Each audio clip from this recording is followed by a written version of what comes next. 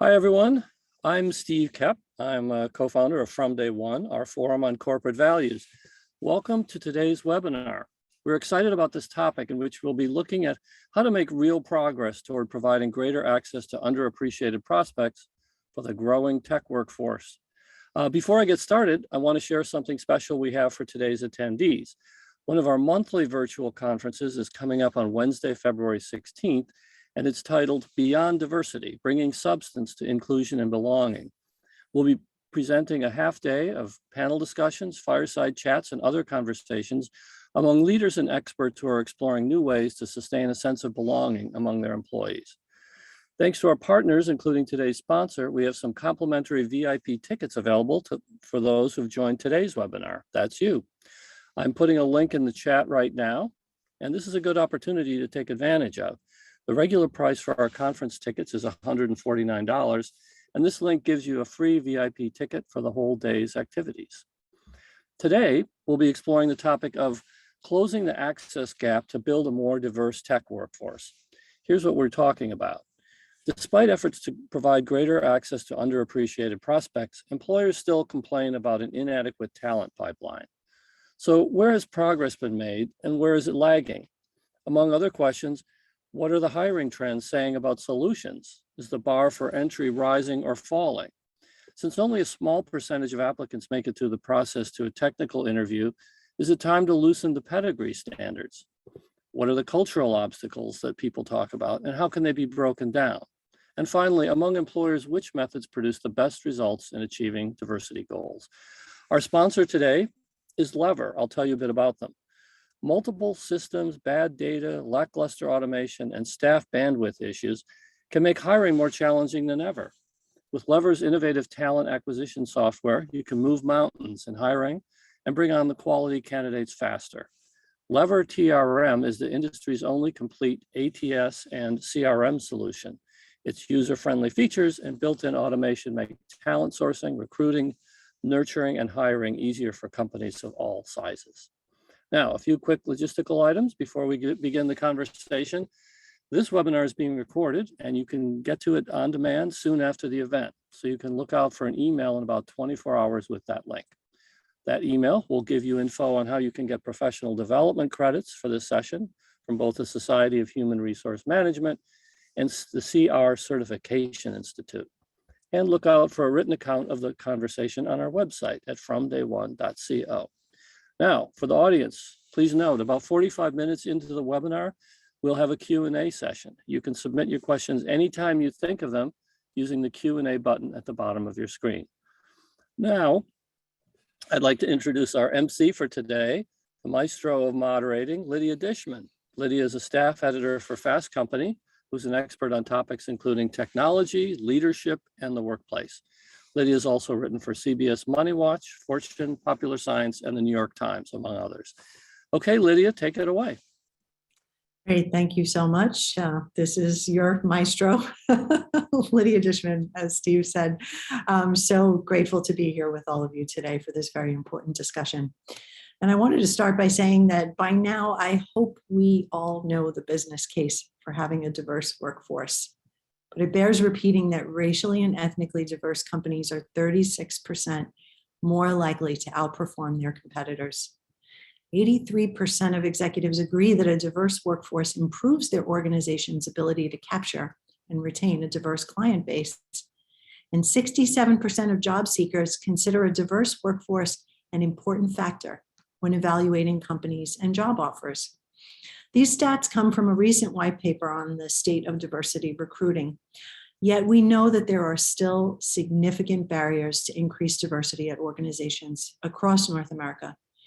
One in particular is that nearly a third of those surveyed think that their workplace is already sufficiently diverse. Unless we forget that many leaders struggle with the concept of somehow that they have to lower the bar to hire people from underrepresented backgrounds. And in tech, we know that this is more problematic because companies that are scaling really rapidly sometimes make decisions based on bias and familiarity in order to hire faster.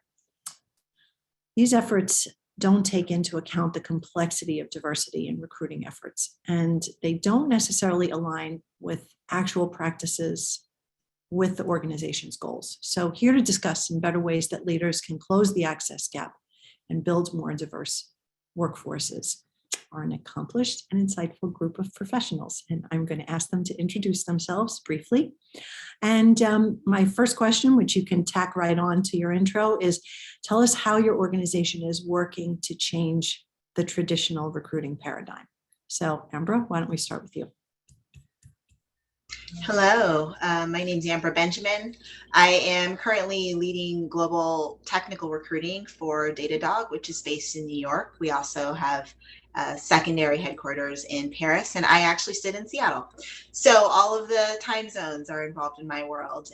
In terms of the answer to your question, I think we have specifically are trying to draw a circle around the gaps in our company overall and be a bit more prescriptive in how we're solving the problem. I think coming from my previous experience was at Facebook, or now known as Meta, and I helped pilot some of the diversity recruiting teams there. And one of the things that I learned and we learned is that you cannot solve this problem with a broad brush.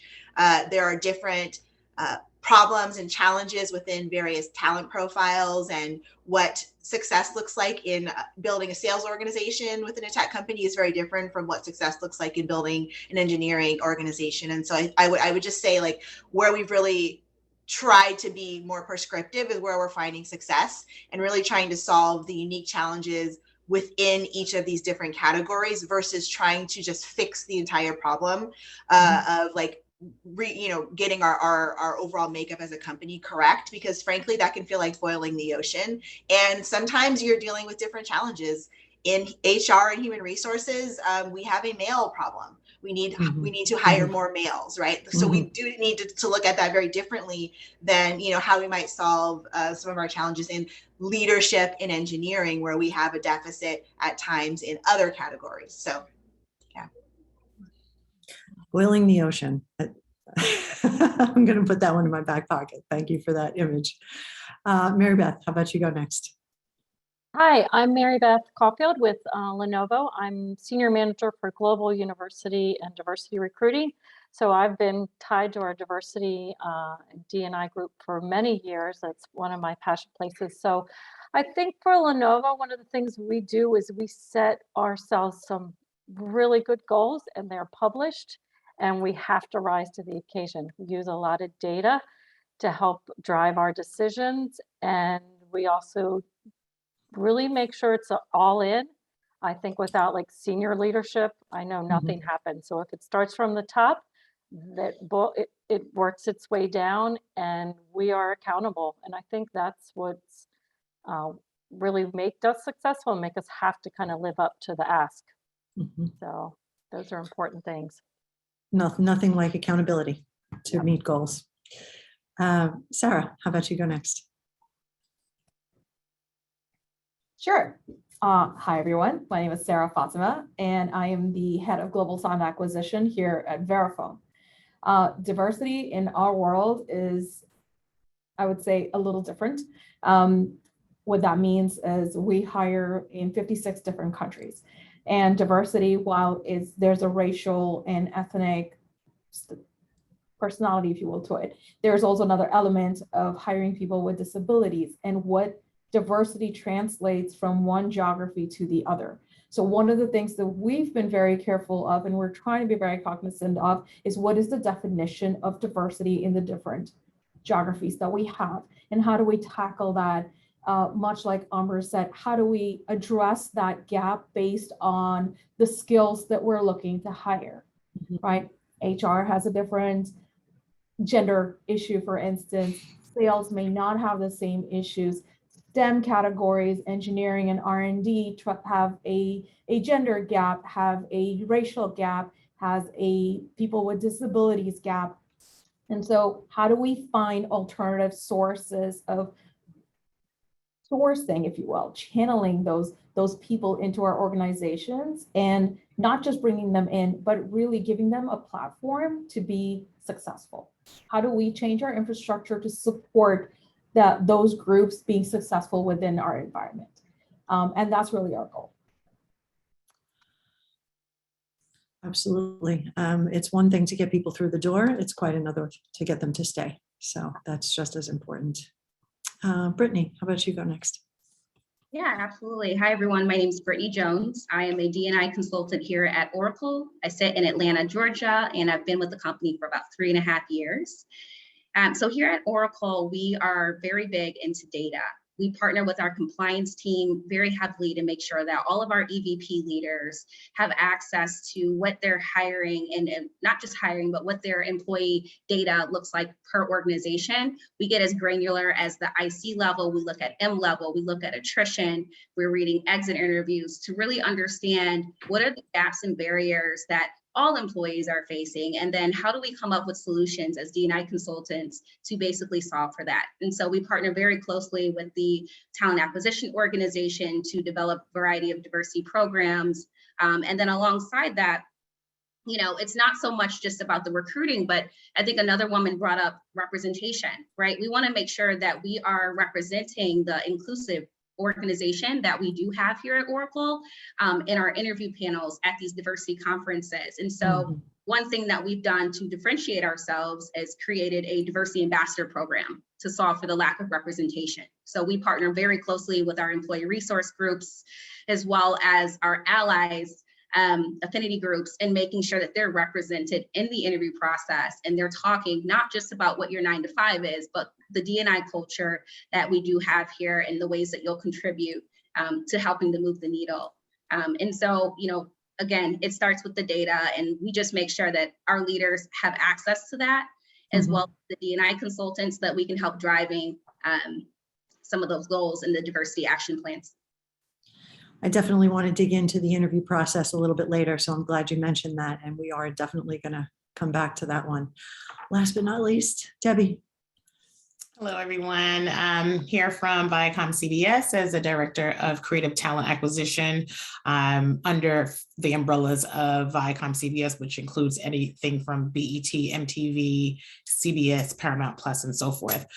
So I've been within that organization for quite a while. And in terms of how we pretty much approach our philosophy around recruiting, diversity, and just making sure that we're non-traditional is a mixture of a lot of everything everyone here on the panel has mentioned as well.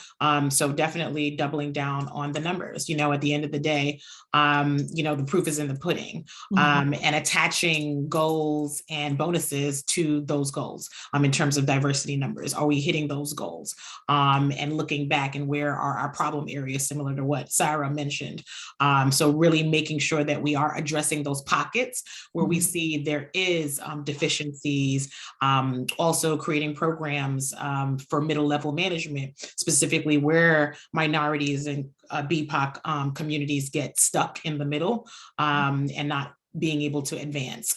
So those are just some of them, leading up to as much as, looking at ways that we can create unbiased interviewing and even the way we put our job descriptions together. So it's a mix of all of that, plus partnering with other external organizations with talent acquisition and our Office of Global Inclusion. Again, I want to dig a little bit deeper into the various points that you made, Debbie, and all of you actually. But I wanted to start with the title of this webinar is Closing the Access Gap. What does the access gap mean? I'm going to ask you all this question. So Ambra, I'm going to start with you again. We'll go around. What does it mean to you personally?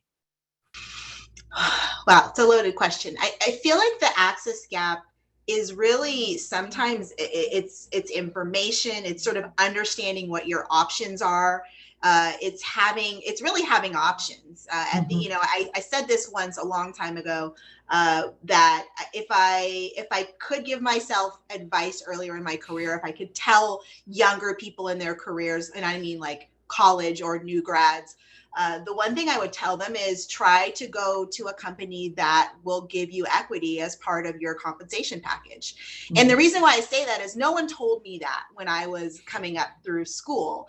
And, as much as I think we would all love to have careers in public service and different things. And I think there's a lot of there's a lot of idealism in the younger population coming through with lots of school loans and graduating into a life of debt. And I think the thing that really I realized soon enough in my career, but I wish I had realized a lot earlier, is that a lot of the ways that the individuals who are giving back today, who are building companies, who are doing the things that they always wanted to do, the reason why they're able to do that is because a lot of them have equity historically in companies that they've worked for. That equity has grown, and they've been able to be far more financially secure earlier in life than our previous generation. I look at that as an access gap. There are a lot of individuals that do not have someone telling them to go work somewhere where you can actually be a shareholder, where you can actually be given stock as part of your performance, and you can grow your ability compensation wise. Now I work on the technical side of things on engineering, and we know that compensation there tends to be fairly competitive. And, you know, kind of coming up and seeing these compensation packages of software engineers, and you think to yourself, gosh, I wish more people knew that this wasn't even it was an option for them in their life, that they could go and have this career path. They don't have to necessarily study computer science. There's a lot of ways that you can forge yourself into tech, you know, working for a tech company, and you don't have to just be a software engineer. You can be a product manager, you can be a marketing specialist, you can be someone that's a recruiting leader. So I think when I think about the access gap, I think about people realizing that they have options that can put them in a position financially and almost accelerate themselves far faster than what we traditionally know from previous generations of what long-term, you know, wealth and financial success looks like. So I think a lot of it is just opening up people's, expanding their ideas about what's even possible and giving them the choice versus people feeling like they are just subject to, you know, whatever type of job that they can get, whatever their major was. And I think options is really where the access gap is broadened or shrunk. It's interesting that you say that, because I was thinking about that from my perspective. I was a first generation college student, and yeah, no one told me about opportunities. It was just more like gravitate toward the biggest name company that you could find because they'll take care of you, kind of thing. And we know that that's not always the case. So thank you for pointing that out. Debbie, you wanted to tag along on there? Definitely. I definitely wanted to piggyback on that. And then the other part and the other piece to that, when I think about it automatically, is like starting from the roots of the issue. And that is, one, a lot of companies complain about, we can't find diverse candidates, yet they specifically create a box of what they want, the specificity, where they want them to come from, what companies that they want them to come from, the big four or X, Y, and Z, or the big top tech companies. We are missing a whole gap of amazing, talented people by creating such a small box of this profile that we want them to fit. So I think that once companies start to tear away at those preconceived ideas of what high caliber talent looks like, where they come from, where they studied, what backgrounds they come from, what schools they come from, we can absolutely address that from the bottom up. So that's like the first thing that comes to me when it comes to the access gap. We are creating those gaps by limiting ourselves in terms of what we're looking for. Yeah, absolutely, Debbie. I couldn't agree with you more. And you know, I think a big part of it is education, right, and awareness. And I think it's our job, it's everyone's job to, I say, each one teach one, right? You're always educating what you know, or you're always learning more. And as you're learning, you're teaching the next person. One thing I'm very proud of here at Oracle is that we've made a long-term commitment to partner with historical Black colleges and universities, as well as Hispanic serving institutions. And many of you know that, you know, these schools were made for a group of individuals that weren't allowed to go to, publicly white institutions, that weren't accepted because of either their gender or the color of their skin. And so they had to create their own platform for them to get access to education and knowledge. And it's just great to see more corporations partnering with these schools to provide access, knowledge, and opportunity. And I think one thing that I would love to see more of is having executives actually step foot on these campuses, hiring managers participate in intermingling with these students to really remove those biases that Debbie is speaking of. So, you know, I think we'll be able to say, hey, a Howard or a Morgan State University in North Carolina, A&T is just as qualified as a MIT and a Stanford, right? And I think once we get to that point, I think we'll start seeing, and I believe we are there. I do want to give lots of credit to kind of where we are right now, but there is still more work that needs to be done. Yeah, of course. But it's good to know that we're moving the needle, even if it's incrementally. Marybeth, you want to go? Yeah, I think too, I'm a university recruiter too. So we historically, even for some programs, they'll be like, well, we want you to hit these top 15 schools. One thing that COVID has done for us on a positive note is open the doors, right? Where we're not just looking there, we're not just looking at one school. So I think the more we can all do that, just say, we're not just going to source from North Carolina HBCUs, go Augies, thanks for the A&T. But we also now can hire from all of them because we don't have to bring them here necessarily. We can have students work for us all over the country. And we do have special funding and really great programs in North Carolina that the governor helps us source and actually even fund. But now we've also gone to our Lenovo community group and said, hey, can we get more money to get more access to students all over the world? So really being able to open up our gates, removing some things like GPAs and some, particular things, using tech assessments, hiring for skills rather than that personality is a huge way we can really keep opening that gap and allowing our managers to hire for the skills they need rather than that person they think they looks just like them. So it's kind of exciting, right? Like what we've gone through this last couple of years. It's been terrible and great all at the same time. I always say there's no great crisis without some opportunity buried within. So never let a good crisis go to waste. Sarah.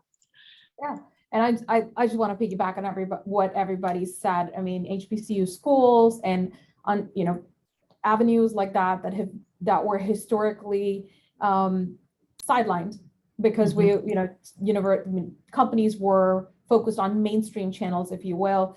COVID has really helped put a spotlight on these alternative sources of great talent. And I think more than anything else, it is understanding that you don't need clones. You don't need one of the same. You need a diversity, not just in how we are perceived, but diversity in thought, diversity in walks of life.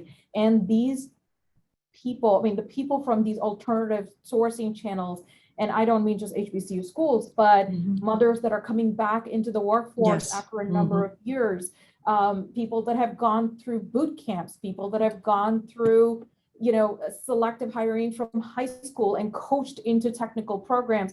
These are all talent that brings in a very unique perspective that honestly our companies today need to be relevant in this market. If we get more of the same of what our current population is, then we're not diversifying in thought, we're not elevating in innovation, and that's really what we need to have as an organization to survive.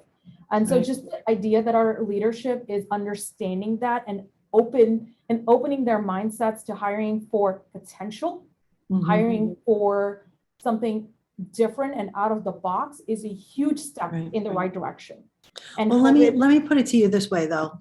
How are you supposed to identify the people with high potential who come from these non-traditional backgrounds? You mentioned the moms, you mentioned the boot camps. Like, how can we identify those people in an easy way that is, as unbiased as you possibly can? So if I could give an example, and this person is actually on my team, right? Okay. So I'll be honest. And I'll tell you what, it took me, I'm not even joking, it took me 12 minutes into the interview to say, this is it, this is that person. And comes from a very non-traditional background, someone that had been in the workforce a while back, took time off to go take care of their family. And here's my thing, a mom, if you will, is someone that we wear 40 different hats on a daily basis, right? Yeah. And, good, bad, ugly, we go through it all. You don't get a day off. You don't get to sit there and get a scorecard and have somebody else fill in when you're not able to do it. So no sick days. And for someone to have to be able to have done that over a period of time and still come back and be able to articulate how they quote unquote program managed their life and they're navigating through their children's lives. To me, it's like, if you can navigate through something that is that non-traditional, you can figure out work, right? Yeah, for sure. And the passion that they bring in is unmatched. So as long as you can provide as an organization, as long as we can provide the platform to keep them passionate, to keep them engaged, I think that talent will, knock your socks off, to quote someone. So to me, it's like a personal win to have that person on my team. Right. Can I chime in on that? Yeah. Well, everybody's got. So, go ahead, Ambra. So here's the problem. Here's the challenge on the talent side. The war for talent is incredibly difficult, and we have to move very fast. And a lot of organizations optimize for speed and pace and how they assess candidates from an interviewing perspective. That is what at times I believe filters out a lot of really strong candidates that could be great for the role, is that recruiters, recruiting leaders, hiring managers will sometimes optimize for who has the most immediate relevant experience that I can see right now who can come in and do this job. It's lazy. It's a very lazy approach, but I understand why it's lazy, because we have to optimize for the pace of like building a scaling organization. Like when you're part of a company that's growing 55 to 60% year over year, you don't have time sometimes to dive into these things.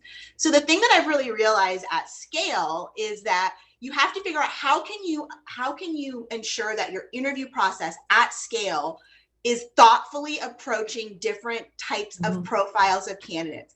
Now, one way I think, like one way to think about this is understanding like what are the archetypes that are non-traditional that work very well for this role. So if you take like a product management role, okay, that organization has to figure out what are the archetypes of people that on paper do not look like they would immediately be great for this role, but we know historically through our research and our experience that these types of individuals from these backgrounds and these profiles work really well in this type of a role. I think Amazon has done this incredibly well. One of the things that they've done so well is they've really leveraged their military population and their military hiring. They have been able to translate their PMO, their workforce, our warehouse management. Like they have all of these different job categories and profiles where they've been able to draw an immediate correlation between people that are coming from the military work very well in these types of roles. So we're going to go after people from the military who on paper may not look like they would be a good match,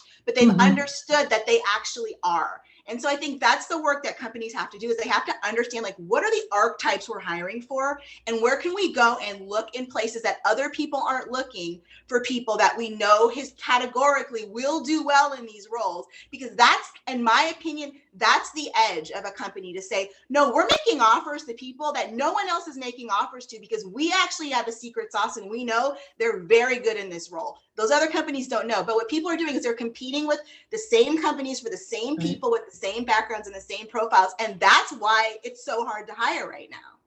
Well, let's think about it this way, though. When you were talking about these archetypes, it's really easy for people to be biased about archetypes. If you think about a military vet, you're going to think about a certain set of skills, and that doesn't necessarily translate to a role in an office in most people's minds. You know, you're limited with your thinking because maybe you haven't had any experience with working with a military vet, let's say. So let's talk about ways to mitigate bias. Debbie, you had put your finger on that button, so I want to come to you next. Sure. I mean, the first one obviously would be from how you're starting to engage with the targeted audience that you want. So one, meet them where they're at. We have a new talent acquisition senior director for branding. So like really making sure that we're meeting them where they are. One, unbiased interviewing techniques and training specifically. We just went through some unbiased training just a few months ago, not only the talent acquisition team, but also the hiring managers, because it doesn't make sense to do one without the other. You have a disjointed process. Also, I had mentioned earlier, being able to mitigate biases through the actual job descriptions that we are putting out. We utilize a service as well, kind of doing algorithms. This says this is skewing too male, or this is too feminine, or this is bias against older generation workers, things like that. It has really, really helped. We actually have to put in a score before we actually post a position to make sure that we met those expectations, even for our sales teams, which has traditionally been very white, and referrals. We get a lot of referrals, and that's not even just the industry and entertainment. That's across all industries. Sales has predominantly not been accessible to people of color. So they have decided, okay, well, how can we change that by introducing a less biased approach to assessing them from the application, without even seeing faces or anything of that nature. They can prove themselves in that way off the bat. So those are just some of the examples. Well, and I'm glad you brought those up, Brittany. I'm going to come to you next, but I'm curious about the words are important, and I know that there are software and tools that use AI and algorithms to change the way that you can write a job description. But what are some of the other ways that AI is being used to broaden that candidate funnel? Go ahead, Brittany. So I am actually not as well versed in this part of the conversation. I was actually going to use there what we were talking about. Okay, yeah, that's okay. I can chime in really quickly on that so Brittany can get back to her original point, but I'm sure Sarah and others, Marybeth especially, like there are a host of add-ons, plugins, top of funnel sourcing tools that are using AI to predict whether or not a candidate is, female or from a specific, minority or underrepresented people group. There's a ton, I feel like, of tools out there now that have really helped us be really smart about this. If I'm going to be totally honest, my biggest concern is some of the legislation and the rules that are coming out that could potentially squash some of the AI in some of these tools, because it's now creeping into like legal territory where they're now saying that it's, like a lot of, I'm sure everyone in here has internal employment counsel that's all over this, right? And like not wanting to tie an applicant as a candidate to anything that tells us or infers like what they could be, which is in direct conflict with this concept within our world of like, we actually want to know. That makes you a value, like that's valuable information to us. That actually is a good thing to an organization. So anyway, I just wanted to call out, there's a ton of AI around it. My biggest challenge and concern is whether or not we're going to be able to keep that AI for the long haul, or if it's going to end up getting like nixed because of legal concerns. Well, certainly there are the compliance issues, but there's also still a lot of issues, I believe, with data sets and how large those data sets are. And that can be biased as well. And if you're a global company as well, there's very strict rules in Europe. If you hire an EMEA, like you cannot infer. So it's definitely this tightrope of challenges. But anyway, I wanted to let Brittany share what she wanted to share. Yeah. Go ahead, Brittany. No, I appreciate that. I just wanted to go back to the initial question you had asked us. So I wanted to take it a step further, because I think it starts with the job descriptions and making sure that the OMQs are in fact, objective minimum qualifications, and making sure that they're not weeding folks out of the role itself. And then I wanted to even take this up further and saying, we can go to the Afrotechs, we can go to the, Grace Hoppers, we can go to these conferences, but if we don't have headcount dotted line to where we're heading, then it's going to make it really difficult to bring these folks in. And so I would say, meeting with these executive leaders or whoever, the directors are, and getting headcount specific from these events and just asking for it. I think that's what's really moved the needle for us here at Oracle. We're seeing it in our early career roles, but now we're seeing it even at the executive level. We're talking, M5, M6, right? And that's been super successful. We're partnering with organizations like ITSMF, which brings in a lot of, your CMOs, your CHROs, your high executive leaders, and then, your high tech organizations as well. Marybeth, did you want to add something? On either question, AI or I think mitigating bias. Right. For AI, it's the kind of that fine line we've all been traveling since it started, but I do think it can be powerful if used well and reviewed well. And yeah, I agree. And GDPR makes things a little more complicated, but if we can use some of the AI to help us get to those skills that the manager's actually looking for and remove, I would love it if we could all do blind interviewing so they couldn't see, our system doesn't do that, but boy, would that be lovely. And where you just get the skills and until you get to meet the person, we even said if you interviewed or came on, you could make yourself your own emoji. We could all be, a purple, right? And no one, we could, yeah. So that would make the world a great place. That's not the world, but I think the AI is important. We use it at Lenovo, but we also use a lot of tools. We hosted a D&I inclusion conference right before COVID started, and one of the leaders got up and she's like, I'm like, how do you get the numbers through? She's like, put it as clear as day on your ATS. And when we moved to our new ATS, I'm like, I want the pipeline from the beginning to the end. Kind of like you say, you have to put your percentage in to get your job to post. We also should watch that pipeline percentage the whole way through, right? And we say, how are we doing and what happened between one step and another step? And then if you see, bias from a manager or hiring group in general, we go and talk to them about it. We have to be open and honest. So it is AI, but it's also a lot of personal effort along the way to make the difference. Sarah, you wanted to add? Yeah, and then I think I just want to chime in on that, saying it is a lot of AI is a tool, and a tool only goes so much, right? It will only do what we ask it to do. A lot of it comes from that education and really training our management that's hiring to hire for the skill. So the name doesn't matter, the university they come from doesn't matter. What are they bringing to the table as a candidate? And at the end of the day, what we commit to is providing equal opportunity. That equal opportunity should be for every constituency gets a chance at the job, at the role, right? Has equal shot at the organization. So while we should employ AI tools, and we do, by the way, I'll be honest, we do, and in Europe, things are very tightrope we navigate. It is at the end of the day having a very honest conversation with leaders and management and helping them understand that we will present a diverse slate of candidates for every skill set, and that's going to include people from all walks of life.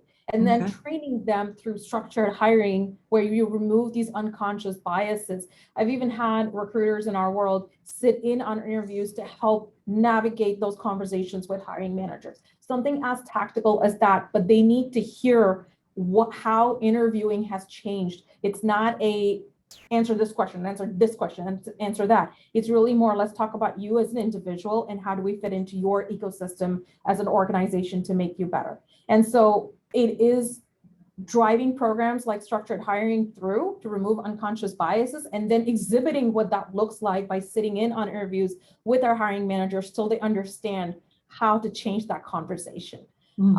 So it is this continuous education and a continuous improvement process. And I think AI is just one of the pieces in that process. Well, I want to talk about the interview process because I know that especially with technical interviews, and this is part of this panel's description is, very few people make it through to the technical portion of the interview. What does that look like? Because I think that there's the access gap. We can get people in the door, we can get people so far, but especially from non-traditional backgrounds, say you did go to a boot camp, how well versed are you in standing at a whiteboard and doing a dev exercise? That's scary. So what has to change there, or what are you doing to help that, to facilitate that, Ambra? Sure, I can chime in on this.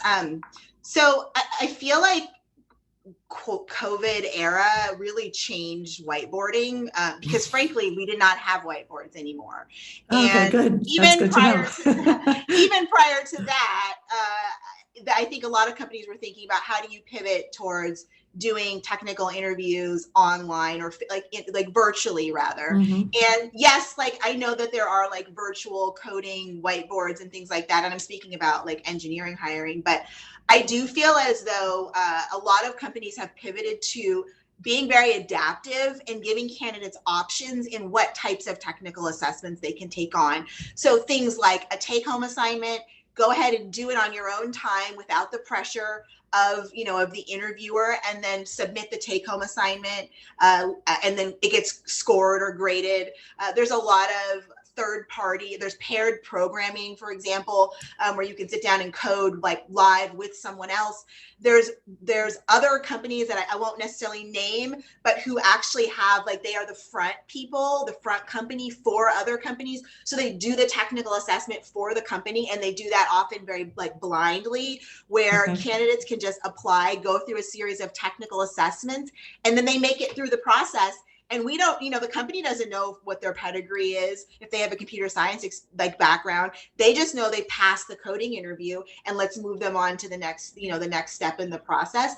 So I actually think this, like, last 2 years, has kind of accelerated like how we do the assessments. I will say, coming from Facebook, we put in an inordinate amount of work in preparing people for their technical interview. We offered trainings, we had seminars, like weekly seminars that any candidate could dial into and just get a real-time example of what a technical interview is like. I mean, like, Facebook or Meta really rolled out the red carpet. And I think there's something to be said about companies preparing people to interview. It's like just stupid SATs, right? It's like, how can we teach you how to be best in this environment and in this interview? But I also think companies need to think about giving people like a buffet of options, because at the end of the day, and I say this all the time here at Datadog to the engineering leaders and product leaders, I'm like, if somebody can show me the data that tells me that an interview performance is directly tied with performance in a company, like, if you can show me the data that says everybody that was amazing in their interview and aced their interview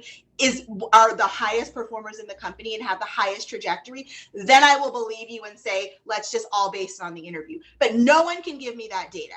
And so what that tells me is interviewing is completely imperfect. So unless you fully trust your interview process, you have to have some diversity in how you assess, and use differentiated experience based upon where people will flourish best. Okay. Let's talk about skills for a minute. We do place an emphasis on tech, especially in this webinar, talking about diversity in tech, but everybody's got to have a variety of skills when they come to work. So what else are you looking for that might give an underrepresented candidate an edge? Yeah, Brittany? so I'd like to try and answer this really quickly. One thing that I discovered literally within the past maybe 8 months at Oracle is that some of the curriculums that's being taught at universities don't align with the roles for students and folks that are getting master's degrees and wanting to apply, even boot camps. And what I mean to say is that if you're being taught Python and you're looking to join Oracle Cloud Infrastructure, or you're looking for a product dev or something, that's a front-end language that has Java up front, I think that it really begins with, there has to be some accountability in the applicant, right? And making sure that you're aligning your resume to that of the job description. But I think another part of it is also, we offer a lot of resources through LinkedIn. We're at conferences. We have a recruiting team that's dedicated to doing resume critiques and like really getting you to where you need to be. And so my husband, for example, he's like, I didn't know anything about, these conferences that are out there. He's a director of sales. And he's like, I just went to the National Sales Conference out in DC, and I didn't even know, those things existed, right?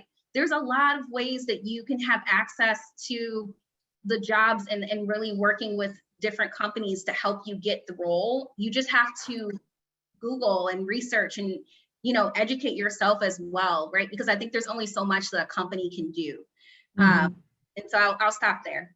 Well, yeah, I'm just said, obviously technical skills are very important, especially if you're going for a job like that. But, Sarah was saying earlier about, this mom who came back to the workforce. There's a bucket of skills you don't see every day. And so are there other things that would make a non-traditional candidate stand out? So go ahead, Sarah, what were you going to say? And Marybeth, you can go next. I think for me, it's like irrespective of what area we're hiring for, you can teach technical skills or you can teach technical skills to anybody. If you've got the right infrastructure, you can put them through whatever boot camp, whatever you support you need to teach them technical. What you cannot teach a person is passion. What you cannot teach a person is their desire to be successful, their want to be successful. And I think that's the first thing anyone should look at in a candidate. Do they really want to be here? Do they really want this opportunity? Then the conversation has to be, okay, if that is there, if this person's exhibiting the desire for this opportunity, what can I, as an organization, as an employer, how can I support that? How can I provide them that infrastructure? Because everything else can be taught. Yeah. Everything else can be taught. You can't teach someone how to be passionate. Right. And I think that's the one thing that differentiates one candidate from the other. Marybeth and then Debbie. Yeah, we have a program where we actually do a leadership development, and is geared mostly toward masters, but we take undergrad. We're open to everyone. And I think one of the things I've seen over the years, especially going through AI and assessments and possible biases that gone through, when we do a personality assessment up front, we start to see everything level out. It makes you so proud. Like when you look at all these things, I'm like, oh, the women actually do a little better than the men. Like, yay, finally. And if we just hired for that, for leadership capability, right? That's what this program's all about. Then we do start to open the doors. I see, you know, even across different culture boundaries, that there's really no difference. It's really guided more off of that. And then the skills, I think, internal, you know, we talk about retention, and we all need to look more at the people that work for us. One thing we've recently added at Lenovo, we use Workday, is skills-based. Like, what do I have current skills, and what are my new skills I want to learn? And we just launched a Lenovo gigs program where you can sign up for projects all around the world, and other managers can find you based on your skills. So that's not a way to keep, promote, retain people inside. Right. And it's really been amazing, you know, like who's reached out and who's met. And we had our first 2 sessions sold out. We like ran out of you know 1,000 plus on on good to the know. system to get in. So I think those kind of things motivate people. If we could find a way to do that even more in recruiting, and to open the gates, and we're also trying to do it inside. So it's pretty powerful. I would just add, just in terms of like very, very simple, basic stuff, as just extreme resourcefulness, especially in the time that we are in now. Those type of candidates that innately they are going to find a way, whether they have training or not. They are just innately knowledge seekers. They are risk takers. They are going to see the opportunity and the challenge. They're just very resourceful individuals. They are able to pivot and shift gears as needed without getting frazzled.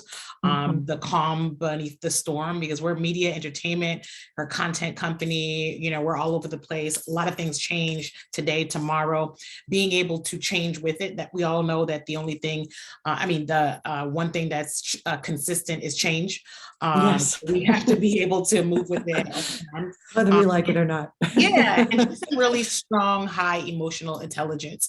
And I think that probably stands for all of our industries, to be able to be successful in any specific department or field, and can't stress enough that passion.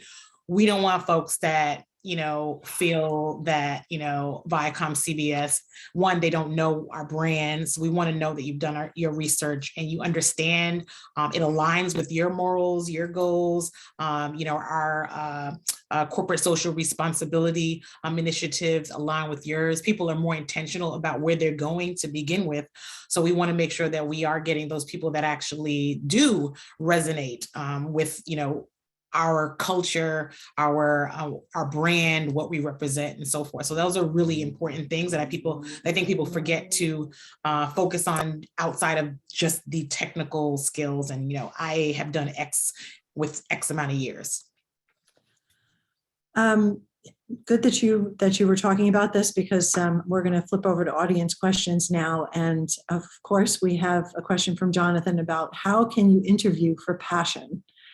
And I'm not sure there's a specific answer for that, but might somebody want to take a stab at what you're looking for when you're looking for passion? I can try. Go ahead. I don't think passion is I've never seen a rubric for passion, like assessing it. So I don't know that it's necessarily No data points for passion. No data points on passion. I think it's also been like a word that's kind of been overplayed in my generation, at least. But I would say that what does someone get excited about? Can they actually get like assessing for like find the thing in the interview that they actually are interested in, and like I want to see you go really deep in something that you really care about. Tell me about that thing.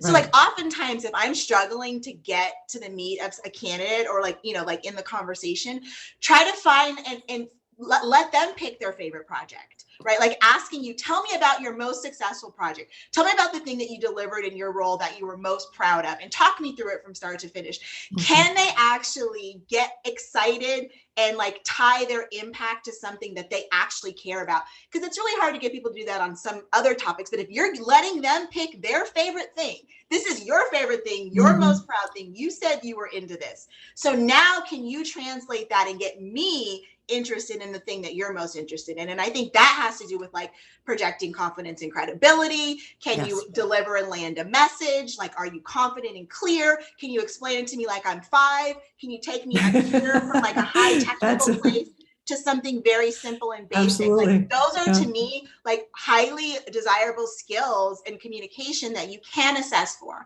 And I think passion follows all of those things. Yeah, 100%.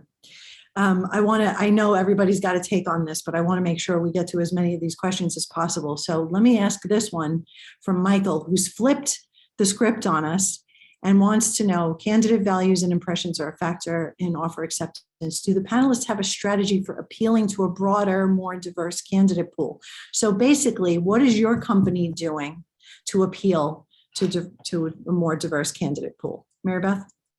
Yeah, well, we're Lenovo, so we are truly global. One mm-hmm. thing that we did in the last 2 years, we actually started right before COVID, is we did the full EVP, employer value proposition deep dive. And so having the foundation that it gives you coming out really kind of helps you pitch and sell. And then we also can look at how those, we talked about in the beginning, how those might differ in geos or different demographics or early career. So we all spend a lot of time kind of knowing what the candidate's interested in and what we need to show them and share with them about our own experiences to help them get excited about joining. And I think that's kind of finding that passion point, right? And then really being able to say, this is why I work here. This is what makes it special and makes us different than the other places. So EVP is a great way. If you haven't done it, it takes a lot of work, but it is nice to have the answer that everyone at Lenovo came up with together. That's what I love about it. Wow, so many questions from the audience, and we've only got a few minutes left, but let's try to tackle a few more. What are some of the most innovative ways you've seen to create more gender diversity in tech? And I know that you all mentioned this at the top of the show. HR skews heavily female, but let's flip that around. Not as many women in tech.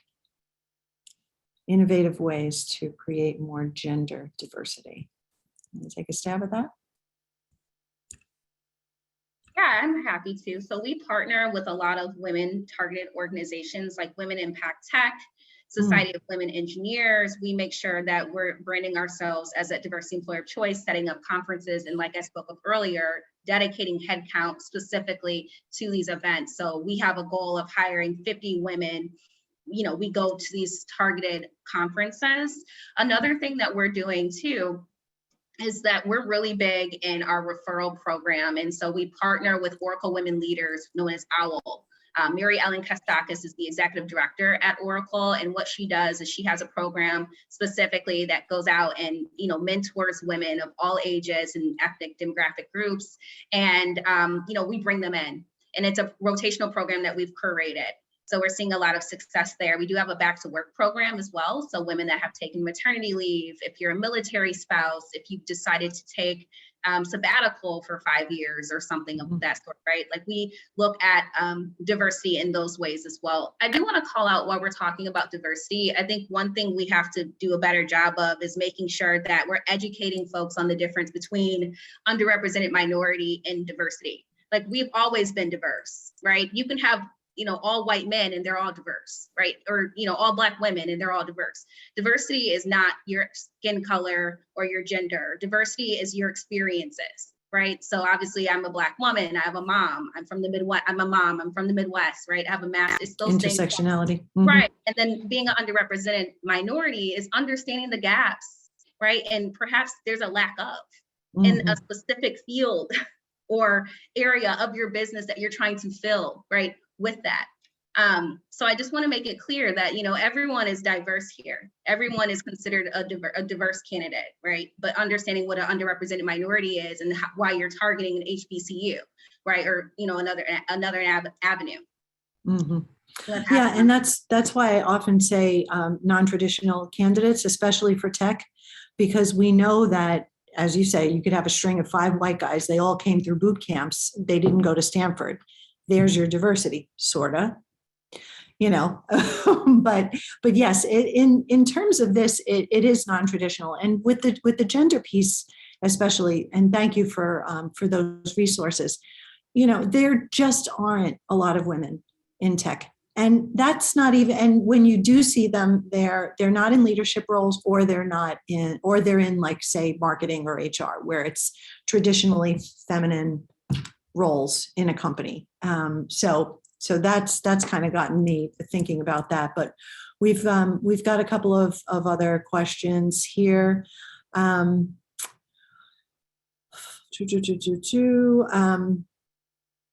What are some ways to build diversity at the management level, specifically with Black, Indigenous people of color, without simply stealing diverse candidates from other tech startups? Can I chime in on that one? Oh, Debbie? That's rough. Debbie, go ahead. Yeah. No, I was just going to say, one, you got to start from home, grow your internal talent, that middle area, that's the gray area that tends to get stuck, and, folks are moving across them and above them, yet they're doing an amazing job. They get great reviews, but then they're not getting promoted.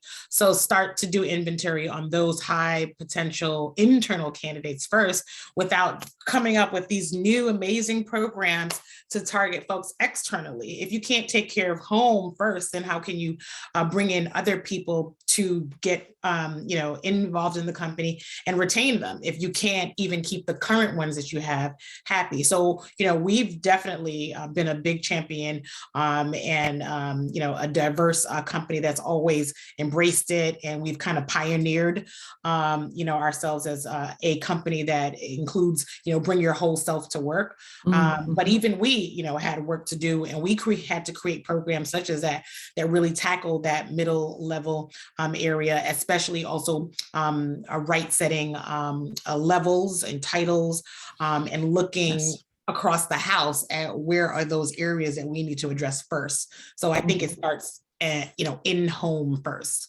Yeah, absolutely. That's a great point. Amber, you wanted to tag on? Yeah, I can just tag on that. Like, I like to segment diversity strategy into like find, grow, and keep, because there are different pillars of how you do this. So what Debbie was mentioning and talking about was a lot of the grow part of the equation. And I think you have to do that.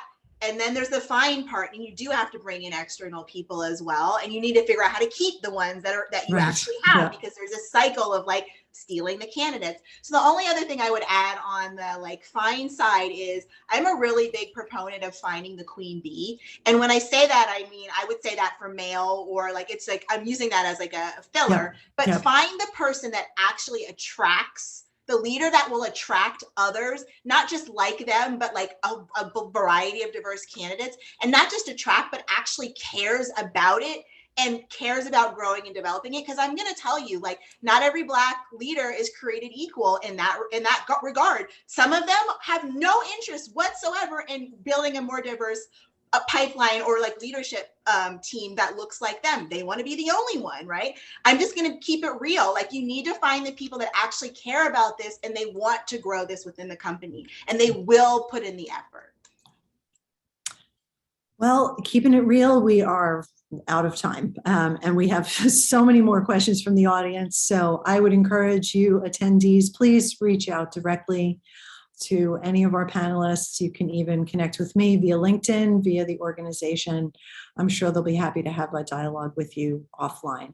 Thank you again for joining us today. Marybeth, Ambra, Sarah, Brittany, and Debbie, your insights were invaluable. Thank you so much. Steve? And thank you to Lydia and all of our speakers for such a thoughtful and actionable conversation. There's lots of ideas in there that could be the inspiration for future webinars, so you may recognize those down the road. I love the Queen Bee idea. Thanks again to our sponsor, Lever, and to all of you for participating today. If you'd like to join us for more virtual events, you can head to our website, fromday1.co, and check out more of our upcoming webinars. I'll mention 3 of them. This Thursday, January 27th, we'll be talking about making sustainability part of your corporate culture. On Tuesday, February 1st, the topic is making benefits work for women in your workplace. And Thursday, February 3rd, how employers can support workers in their caregiving roles. Thanks, everyone. Stay well.